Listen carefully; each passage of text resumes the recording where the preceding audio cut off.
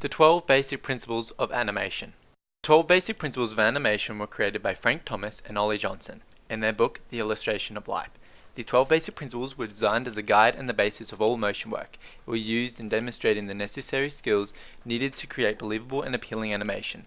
The following video will go over each one of these principles and how they are used within animation. Squash and stretch are widely known and considered to be the most vital of the 12 principles. It gives the object the impression of gravity, weight, and flexibility.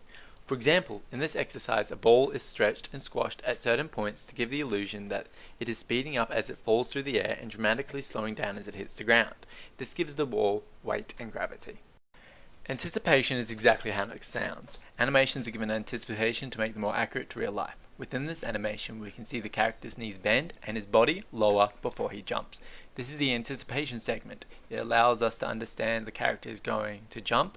Without this, the animation could become quite unnatural. Staging is how you position your scene and where the viewer's eyes are drawn. You don't want a scene to be too complex, as the viewer's attention should be kept focused on what's important, whilst everything else should be kept static and minimalistic. Pose to pose can be explained as the production cycle of the animation. With this technique, you start off with creating the first pose and then progress to the end pose and the vital poses in between. Then fill in the rest of the poses in between. By doing this, the animator has more control and can dramatically increase the motion within the animation. Slow in and slow out. When an object is progressing from one position to another, it doesn't automatically begin moving at full speed. Slow in and slow out gives the object acceleration and deceleration, enhancing realism and motion. This swinging pendulum follows this principle as it sways from side to side. This animation also uses the arc principle. This is because in real life physics forces objects to follow an arc pathway, for example, this pendulum. Follow through. Follow through can be explained when an object comes to a stop. It's not going to entirely stop moving. Part of the object will follow through a little until returning to its original position. Once again with this bouncing ball. When it comes to a stop, it still jiggles a little. Exaggeration. Although we've been talking about realism frequently, it is important to exaggerate an object's movement.